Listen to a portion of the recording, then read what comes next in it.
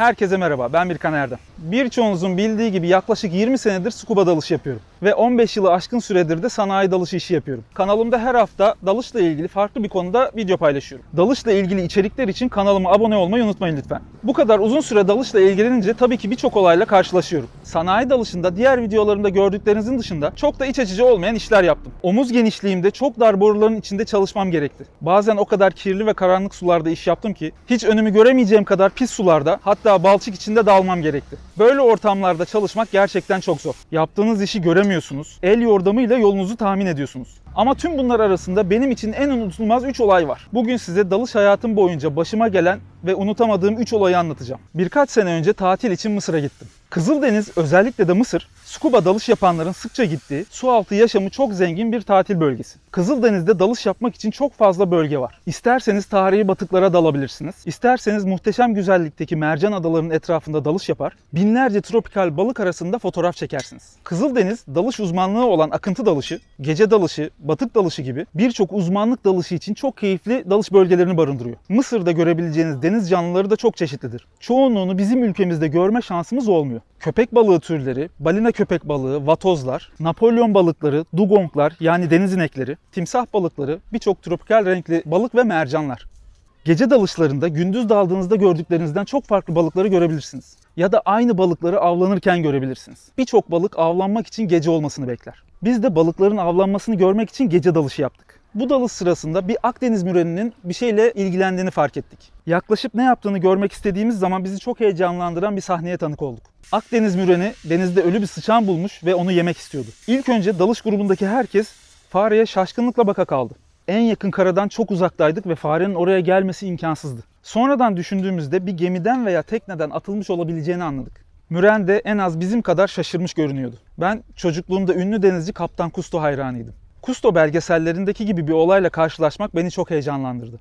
Diğer dalgıçlar da heyecanlanmış olacak ki hep beraber mürenin fareyi yerkenki videosunu çekebilmek için mürenin etrafında toplandık. En az 10 tane dalgıcı bir arada gören müren önce fareye yaklaşmakta tereddüt etse de onun için çok farklı bir akşam yemeği olacaktı. Fareyi orada bırakıp gidemezdi. Mürenler genellikle kayaların arasında oyukların içinde yaşarlar. Bu müren de bir süre kaya oyuğunun içinde saklandı. Çıkmakla çıkmamak arasında tereddütlü tavırlar sergiledi. Sonra dalgıçların kendisine zarar vermeyeceğinden emin olunca çıkıp farenin yanına geldi. Farenin canlı olma ihtimaline karşı fareyi önce sıktı. Mürenler avlarını bu şekilde yakalar. Tıpkı yılanlar gibi vücut kaslarıyla avlarını sıkarlar. Ayrıca çok kuvvetli çene kasları ve keskin dişleri vardır. Mürenin çenesinden kurtulmak neredeyse imkansızdır. Avını ısırdıktan sonra ısırdığı parçayı vücuduyla burgular çizerek iyice kavrar. Sonuçta müren fareyi kaptı. Sonra bizim yanımızdan uzaklaşarak bir oyuk içine götürdü ve ona afiyetle yedi.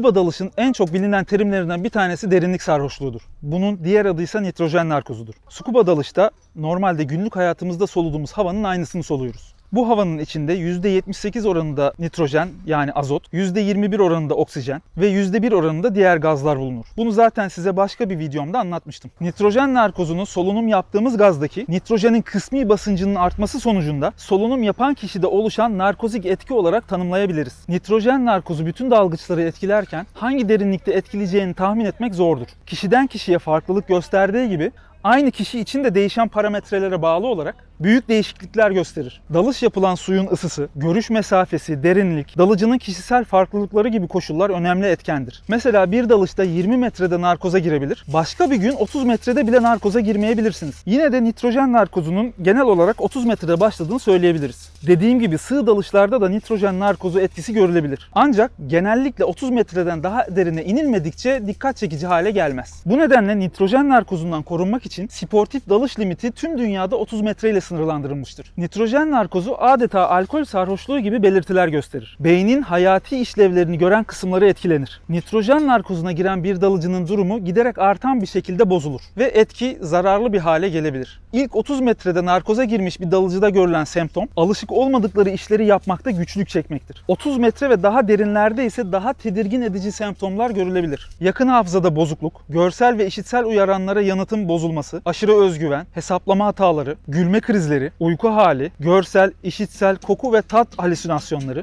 yargılama yeteneğinde bozulma, aşırı konuşkanlık ve saldırganlık, entelektüel becerilerde ciddi azalma, uyaranlara yanıtın gecikmesi, konsantrasyon dağınıklığı, el yazısında bozulma, hafıza, zeka kaybı, bilinç kaybı ve ölüm. Dalgıçlar bu etkilerin üstesinden gelmeyi öğrenmiş olsa bile bunun olmaması veya tedavisi için bir ilaç geliştirilmesi mümkün değildir. Nitrojen narkozunun etkisinden kurtulmak için dalış sırasında bulunulan derinlik azaltılır ve böylece narkozun semptomları da hızla ortadan kalkar. Biraz önce söylediğim gibi nitrojen narkozu her dalıcının başına gelebilir. Ben de bir dalışımda nitrojen narkozuna girdim. Bir doğalgaz boru hattının tamiratını yapmak için 75 metreye daldım. Bu dalıştan önce aynı derinliğe 15-20 gün boyunca dalış yapmıştım. Narkozdan korunmak için derin dalış yapılacak bölgeye dalış derinliğini yavaş yavaş arttırarak dalarız. Bu bölge benim sıkça daldığım ve alışkın olduğum bir derinlikti. Ancak biraz önce bahsettiğim farklı parametreler, bir önceki günün yorgunluğu, dalış yerindeki görüş mesafesi gibi etmenlerin de etkisiyle ne kadar kendimi alıştırmış olsam da narkoza girdim. Yavaş yavaş değil, bir anda ortaya çıkan bu sarhoşluğu, konuşmamdaki ve tepkilerimdeki farklılıklar nedeniyle dalış sırasında yüzeyde bulunan ve beni takip eden süpervizörüm anında fark etti. Normal hayatta agresif bir yapım yoktur ve insanlarla iyi geçinirim. Ancak narkozun etkisiyle iş yaparken sinirlenerek söylenmeye başladım. Arada küfür de ettiğim oldu.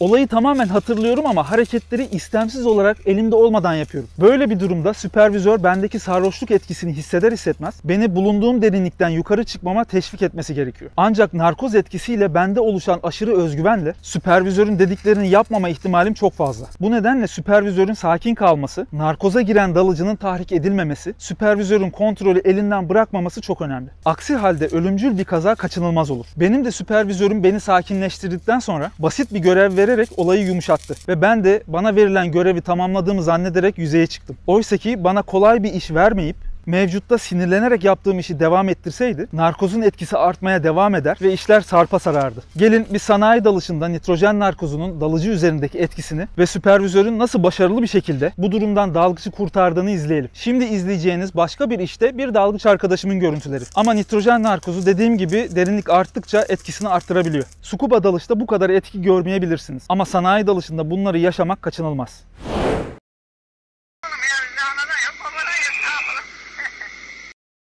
Yaklaşık 10 yıl önce Şile'de bir iskele tamiratı için çalışma yapıyordum. Şile'ye geldiğimiz zaman çevre halkından bir hafta önce birinin denizde yüzerken kaybolduğunu öğrenmiştik. Bizim dalış yaptığımız yer Şile plajlarına çok yakındı. Çalışmamız henüz başlamamışken beklememiz gereken süreyi değerlendirmek için etrafa bakmaya karar verdik. Rastgele etrafı tararken su altında bir kayanın altında bir şey olduğunu fark ettik ve yaklaştığımızda onun bir ceset olduğunu gördük. Boğulmadan uzun süre geçtiği için ne yazık ki ceset suda kalmaktan dolayı şişmişti. Ben ve dalış buddy'm durumu polise bildirdik ve cesedi denizden çıkarttık. Hiçbir zaman karşılaşmak istemeyeceğim kötü görüntülerle karşılaştım. Suda uzun süre kalmaktan dolayı et ve kemik birbirini tutmuyor. Cesedi çıkartmak için tuttuğumuzda adeta et ve kemik birbirinden ayrılıyordu. Uzun uğraşlar sonucunda cesedi karaya çıkartmayı başardık. Polisle gerekli işlemleri tamamladıktan sonra kendi çalışmamıza döndük. Bundan önce de denizden ceset çıkartmıştım ama Şile'deki olayda bir insanın hayatında yaşamasını hiç istemeyeceğim bir duyguyu yaşadım. O günden sonra bunun etkilerini uzun süre atlatamadım. Günlerce kokusunun burnumda kaldığını hissettim. Bir hafta yemek bile yiyemedim. Bununla ilgili elimde görüntü yok ama olsa da paylaşmazdım. Gerçekten kimsenin yaşamasını istemeyeceğim kadar ağır bir psikolojik etki yarattı. Ama sanayi dalışında maalesef karşılaşılabilecek bir durumda bu.